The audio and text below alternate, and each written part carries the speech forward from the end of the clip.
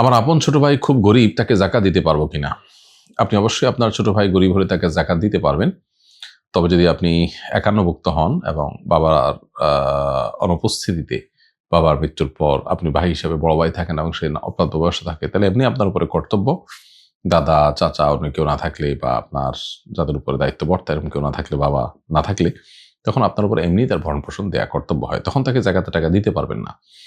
আর যদি আপনি প্রাপ্তবয়স্ক, তিনিও প্রাপ্তবয়স্ক, তাহলে সেক্ষেত্রে তো প্রাপ্তবয়স্ক পুরুষের ব্যয়ের দায়ভার কারোর উপরে থাকে না।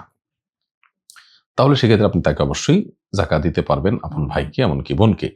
এবং এর ফলে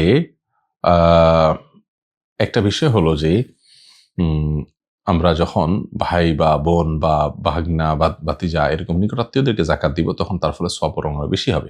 কারণ নবী সাল্লাল্লাহু আলাইহি ওয়াসাল্লাম বলেছেন, আস-সাদাকাতু আলাল মিসকিনি সাদাকাহ ওয়া সাদাকাতু আলা যাবিল কুরবা সালাতুন ওয়া সাদাকাতুন। একজন মিসকিনকে খাদ্য বা জাকাত দিলে সেটা হলে আমরা একটা সওয়াব পাবো, জাকাত আদায় করার সওয়াব। আর যদি কোনো নিকট আত্মীয় তাকে জাকাত দেই, তাহলে আমি ডাবল সওয়াব পাবো।